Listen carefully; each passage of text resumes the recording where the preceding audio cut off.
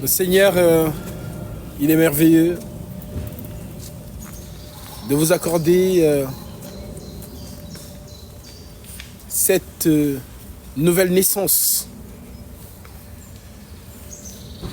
Sachez donc que la marche avec le Christ n'est pas une marche évidente. Nous n'enseignons pas le Jésus qui offre les voitures et les grands comptes en banque.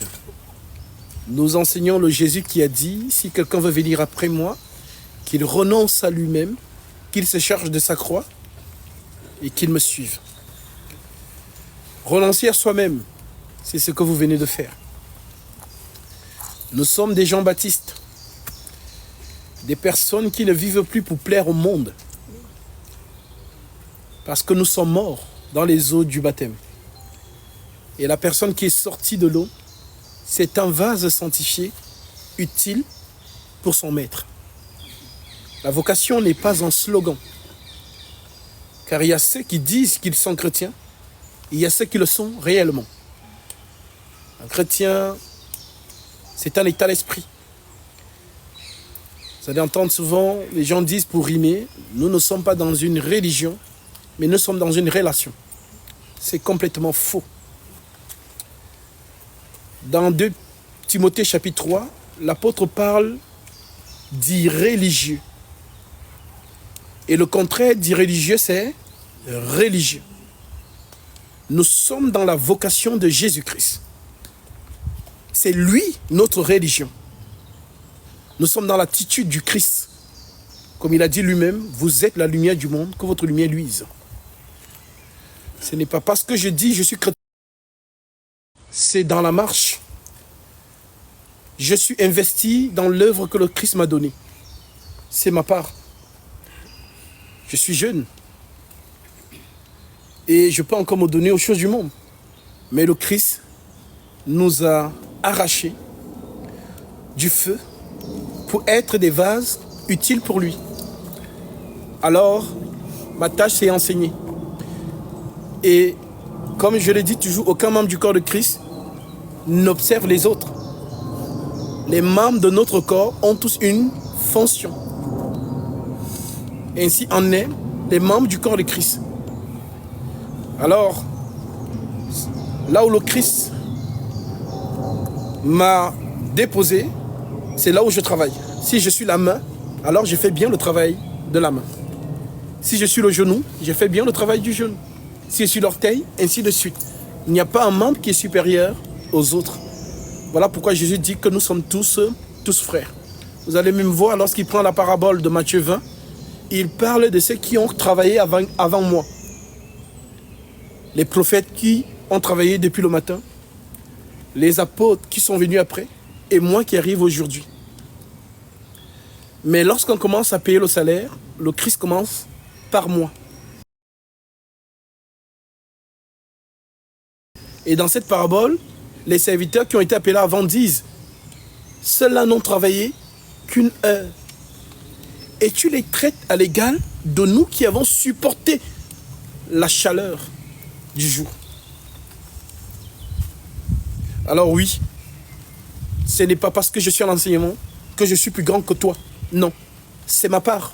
Et je travaille avec zèle, passion, détermination à ce que le Christ m'a appelé. Si toi, c'est la prière, sois à fond dans le secret. Car ta prière dans le secret, peut-être je ne la vois pas, mais il y en a un qui la voit dans le secret. Comme il le dit lui-même dans Matthieu 6, et ton Père qui voit dans le secret te le rendra. Te le rendra. Ne faites rien pour être vu des hommes. Permettez-moi, cette écriture vient. Il veut que je vous la donne. Matthieu chapitre 6, il dit, dans le livre de Matthieu, au chapitre 6, au verset 1, « Gardez-vous de pratiquer votre justice devant les hommes. » Ça veut dire qu'il y a des gens qui ont pour motivation d'être vus. C'est ça la motivation. De faire les choses pour qu'on les voit, on les considère. Gardez-vous de pratiquer votre justice devant les hommes pour en être vus. Autrement, vous n'aurez pas de récompense auprès de votre Père qui est dans les cieux. Lors que vous faites l'aumône, ne sonnez pas de la trompette devant toi, comme font les hypocrites dans les synagogues et dans les rues, afin d'être glorifiés par les hommes. Je vous le dis en vérité, ils reçoivent leur récompense. Mais quand tu fais le monde, que ta main gauche ne sache pas ce que fait ta droite, afin que ton main se fasse dans le secret, en secret. Et ton Père qui voit dans le secret te le rendra. Lorsque vous priez, ne soyez pas comme les hypocrites qui aiment à prier debout dans les synagogues. Des hommes, je vous le dis en vérité, ils reçoivent leur récompense. Mais quand tu pries, entre dans ta chambre, ferme ta porte et prie ton Père qui est dans le lieu secret. Et ton Père qui voit dans le secret te le rendra. En priant, ne multipliez pas de vaines paroles comme les païens qui s'imaginent qu'à force de mots, ils seront exaucés. Voilà alors où les gens pensent souvent que la prière, c'est si j'ai prié de minuit à 6 heures, j'ai beaucoup prié. Non, tu as cassé les oreilles, le Seigneur. Parce que le sang en Jésus, ce n'est pas lui qui prend le relais de la prière, c'est l'Esprit Saint.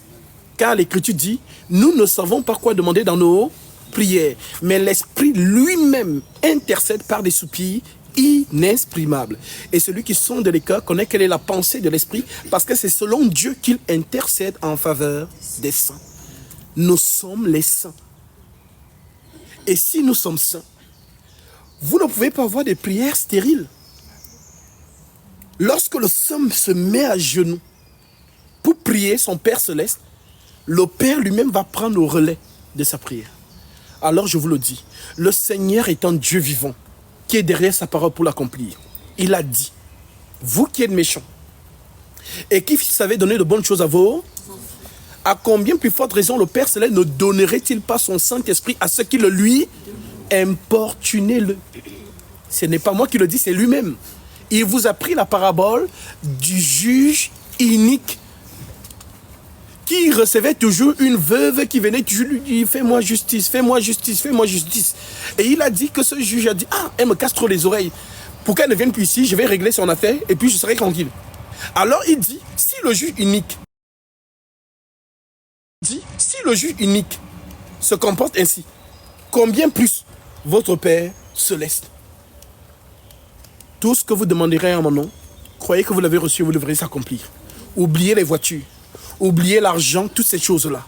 Demandez les choses de l'esprit. Et si vous le demandez vraiment avec ferveur et avec foi, vous verrez. Vous m'appellerez Gasby, Gasby, Gasby, comme j'ai dit à l'autre, et ils ont vécu ça. Ils sont venus, ils se sont dit, j'ai reçu. Alors, oui, le secret. Et ne rien faire pour être apprécié au vu des hommes. Ça veut dire que tu cherches ta propre gloire. Alors, maintenant que nous sommes dans la marche, le Seigneur a pardonné vos péchés. Dans l'église, on ne parle plus de péché qui mène à la mort. 1 Jean 5, verset 16. Si quelqu'un voit son frère commettre un péché qui ne mène point à la mort, qu'il prie et Dieu donnera la vie à ce frère. Il la donnera à tous ceux qui commettent un péché qui ne mène point à la mort. Il y a un péché qui mène à la mort, ce n'est pas pour ce péché que je dis de prier. Donc vous êtes des saints dans l'église de Jésus. Personne ne doit plus vous parler du péché qui mène à la mort. Parce que oui, vous avez cru en celui qui ôte le péché. Car il dit dans Jean 8, 24, vous mourrez dans vos péchés. Si vous ne croyez pas ce que je suis, vous avez cru ce qu'il est. Et vous êtes venu prendre le pardon de vos péchés. Alors dans l'église, nous sommes dans l'arche. Et dans l'arche de Noé, il n'y a pas que des gazelles, ni des colombes, ni des antilopes. Mais il y a aussi des crocodiles, des lions, des serpents. D'où l'écriture qui dit, supportez-vous les uns les autres. Car il dit, ah non, le frère là, il ne m'a pas dit bonjour. Vraiment, je ne viens plus. Non, c'est un caïman. Supporte, parce que le langage des animaux, lorsque Dieu donne cette parabole, les gens voient vraiment des animaux qui viennent. Mais pourtant, Dieu parle des hommes. Parce qu'un animal représente le caractère d'un homme. Voilà pourquoi on voit même dans les nations, ici en France, ils ont le coq, au Cameroun, le lion, aux États-Unis, l'aigle, ainsi de en Côte d'Ivoire, l'éléphant, au Congo, le léopard, ainsi de suite. Donc si Dieu lui-même s'identifie à un lion, et il s'identifie à un agneau, c'est un langage. La caractéristique du lion, il est agressif, il attaque, il combat, il est fier. Mais l'agneau, humble, docile. Donc, lorsqu'on parle des animaux qui sont entrés dans l'arche, on parle des hommes de toute catégorie. Donc, si c'est un caïman, il est dans l'arche, il est sauvé. Voilà pourquoi Dieu nous parle tantôt d'une manière, tantôt d'une autre. La maison où on mettait le sang sur le linteau de la porte, on appelle ça la ville de refuge. Vous connaissez cette histoire? Si quelqu'un tuait quelqu'un sans faire exprès, il devait courir à la ville de refuge. Si on l'attrape avant, on le tue. Mais s'il entre vite dans la ville de refuge, il est libre. Ces choses représentaient qui? Jésus, c'est lui la ville de refuge dans lequel nous sommes cachés. Voilà pourquoi il dit, venez à moi, vous tous qui êtes fatigués et chargés, et je vous donnerai du repos. Alors, bien-aimés, dans cette vocation, soyez actifs pour votre Dieu. Celui qui donne beaucoup, il demandera aussi beaucoup. Celui qui donne peu, il te demandera peu. Ah Seigneur, tu m'as donné seulement le don là. Amen. Mais ceux qui veulent s'amasser des dons, c'est bien. Mais vous allez travailler aussi. Alors, c'est que le Seigneur attend de nous, une fois que nous avons accès, nous sommes entrés dans la vocation. Nous devons arriver où? À Canaan. Et pour arriver à Canaan, on va trouver des obstacles tout au long de la marche. Ceux qui sont réellement de Dieu vont persévérer jusqu'à la fin. Ceux qui ne sont pas de Dieu, Satan va les retirer. Voilà donc pourquoi, et je termine par là, l'apôtre Pierre, animé du Saint-Esprit, déclare, 1 Pierre, chapitre 1, verset 6. Pierre déclare, c'est là ce qui fait votre joie. Quoique maintenant, puisqu'il le faut, vous soyez attristés pour un peu de temps. Que l'épreuve de votre foi, plus précieuse que l'or périssable, qui cependant est éprouvé par le feu. Le feu vous éprouve. Il y a un feu qui est éprouvé. Job 1. Son serviteur court. Le feu de Dieu est tombé du ciel et a consumé les brebis. Moi seul, je me suis échappé pour t'en apporter la nouvelle. Satan qui nous éprouve pour qu'on abandonne la foi. C'est ça l'enseignement avec Job. Les gens lisent Job. C'est ça que le message que Dieu nous donne dans Job. Ce que l'ennemi voulait quoi? C'est que Job rejette Dieu. Mais malgré tout ce qu'il a vécu, il est resté ferme. Alors, Satan remonte vers Dieu. Et Dieu lui dit, as-tu vu mon serviteur Job? Il demeure ferme dans son intégrité. Et tu m'excites à le perdre. Alors Satan propose une autre solution à Dieu. Permets-moi de toucher son corps. Ok, vas-y. Satan vient, il frappe Job de maladie. Il y a des maladies que Jésus te colle juste pour sa gloire. Quelqu'un va venir, je prie, ça ne bouge pas. Parce qu'il n'a pas discerné que c'est pour la gloire du Seigneur. Il y a des sœurs, des frères, elle est malade. C'est l'œuvre du Seigneur. C'est sa croix. Voilà donc pourquoi Job est frappé par Satan de maladie. L'homme le plus riche de l'Orient devient le plus misérable avec de la gale. Un ulcère mal. Alors, Satan entre dans la femme de Job. Et la femme de Job dit à Job, maudit Dieu et meurs. Tu demeures ferme dans ton... Même dans cet état, quelqu'un a tué tes enfants. Tu étais riche, tu es devenu pauvre. Maintenant tu es malade. Mais maudis-le. Qui parle? Ce n'est pas la femme de Job. C'est Satan dans la femme de Job. Et qu'est-ce que Job a répondu? Tu parles comme une femme insensée. Nous recevons de Dieu le bien.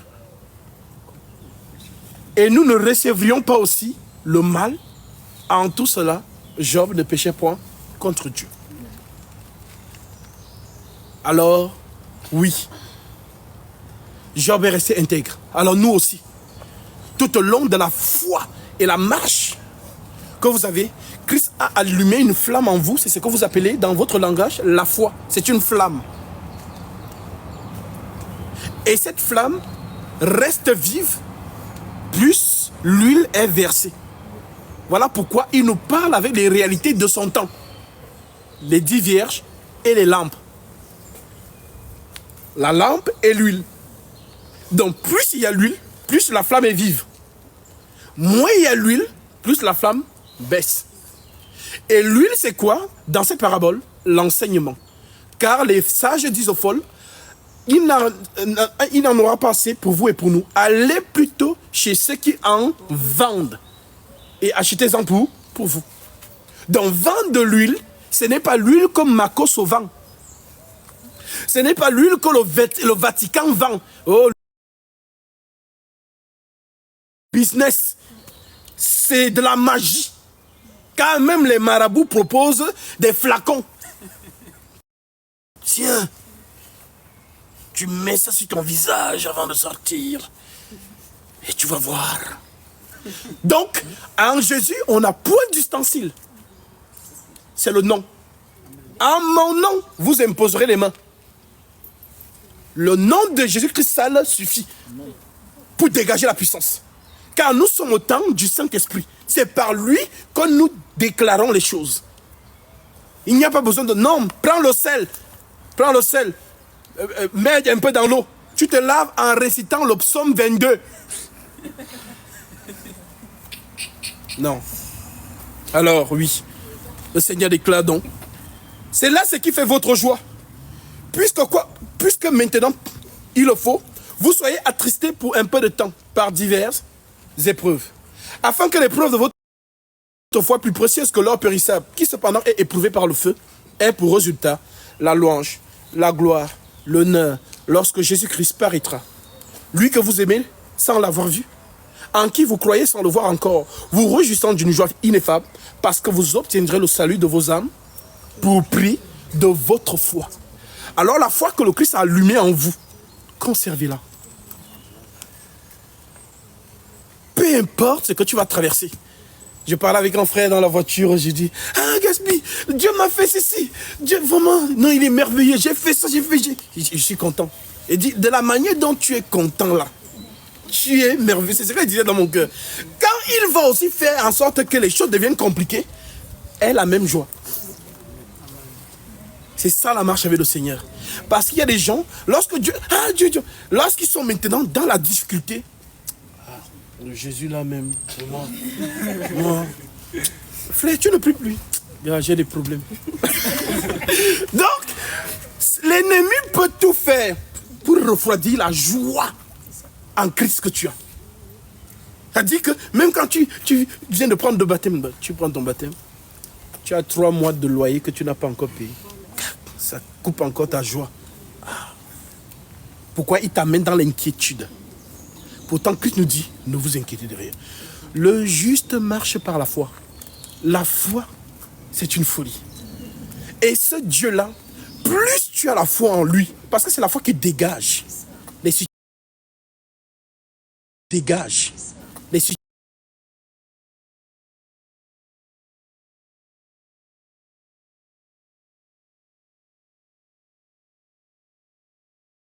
C'est la foi qui dégage les situations. Alors, que la foi soit toujours vive en vous, peu importe les situations. Que Dieu... Tu as fini, tu as coupé. Non, je n'ai pas encore coupé. Tu veux couper ou pas? Non, on va, comme je ne sais pas si on va partager le truc ensemble, comme ça nos frères qui nous suivent de loin peuvent aussi nous suivre. Amen. Et la chanson là? Envoie encore. Envoie encore. Ah, là, vous pouvez connecter. Notre dispositif Bluetooth Moi, est prêt. je vais aller me changer.